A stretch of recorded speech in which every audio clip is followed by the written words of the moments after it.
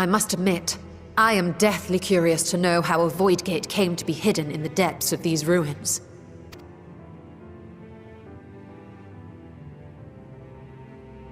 To tell that tale, we must first peer far to the south, and even further into memory.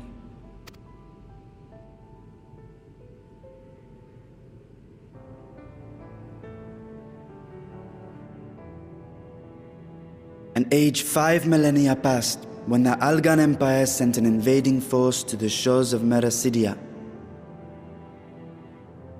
The southern people rallied around the commanding figures of Bahamut and Tiamat and fought fiercely to repel the would-be conquerors.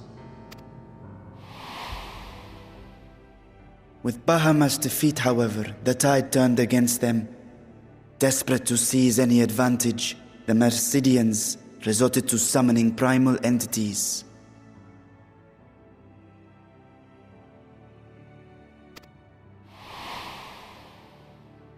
In response, Emperor Zande forged a covenant with the Cloud of Darkness, sovereign among the all-devouring denizens of the Void.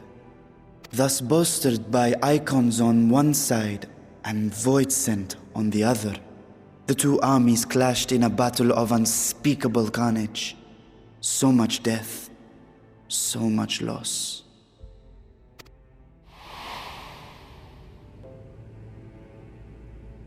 I consider myself well versed in that period of history, yet you speak as one who witnessed it happen. Indeed, I did. I heard Tiamat's roar of defiance and sped toward that war-torn land.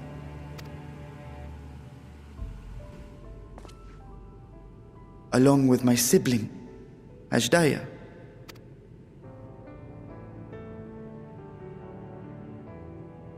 We dragons are not male or female as men are wont to classify, but elder sister is the closest a mortal tongue can come to describing what she meant to me. I was the last of our brood to hatch, and Ajdaya cared for me where my sire could not. Thus I was with her when Tiamat roared, I was with her when she journeyed south, and I was with her when she fought against the Void-sent hordes.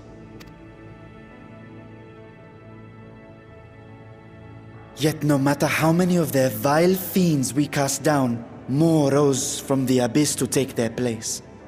Faced with an unwinnable war of attrition, Ajdaya risked her all on a final gamble. She plunged through the Void Gate itself to strike at the root of their strength.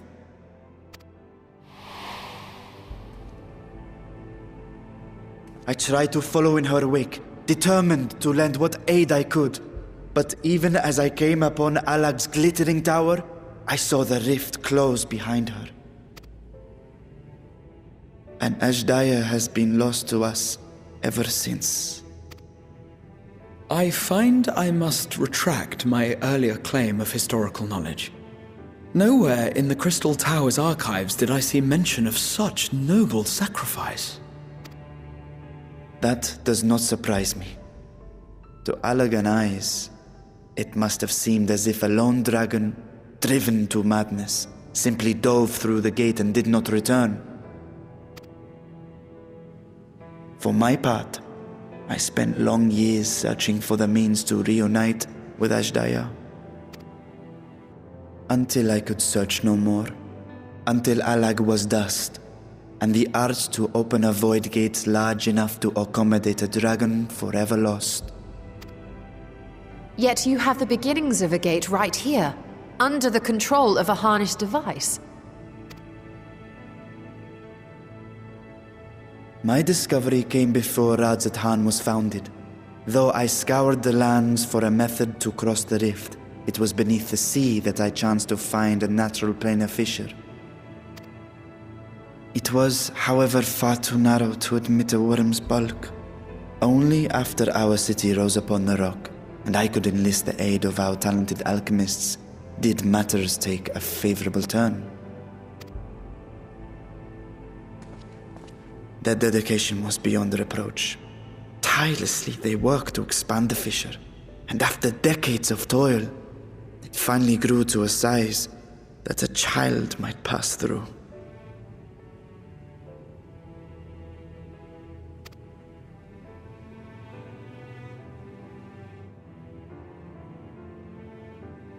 Not long ago, you told us that you called out to your kin, that Ashdaya's answer was silence. I suspect the conclusion to your tale is not a joyful one.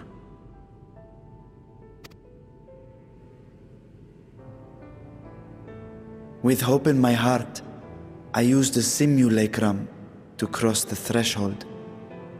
But no, I did not find her. What I found was a host of void-sent, clamoring around the opening they had sensed. 'Twas but a moment, but enough. I had no choice but to retreat and allow the portal to contract once more. The gate was a threat to your people. You had to decide between endangering Razat Khan and abandoning your sister. And you chose the latter. 'Twas not that thy siblings scorned thy call. 'Twas that she was trapped beyond a barrier through which neither roar nor dragon may pass. Even now, in the desolate world of the 13th. I can scarce imagine your pain, yet it was wise not to linger in that place. Too long a sojourn, and even a being of your power risks being warped into a creature of the void. You've seen this phenomenon before, when we stepped into the darkness.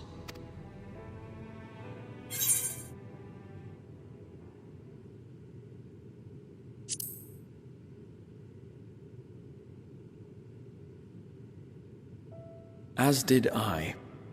Were it not for Unei and Doga, or Nero for that matter, we might never have made it home.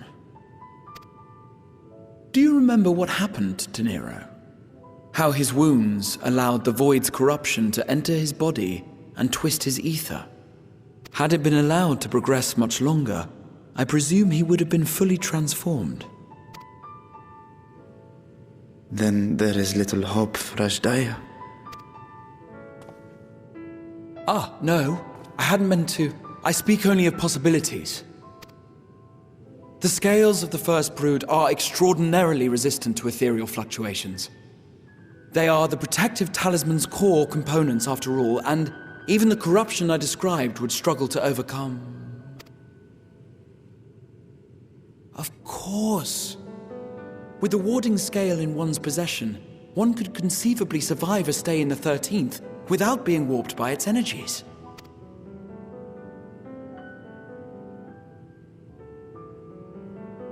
Be that as it may, it is too late to rescue my sister.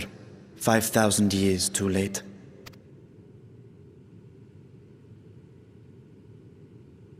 And now countless others look to me for guidance and protection.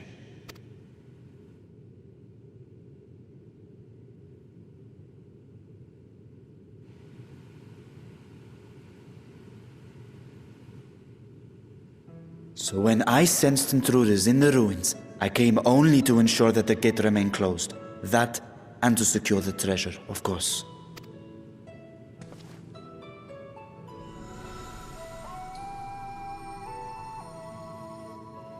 I wish only to forget the rest.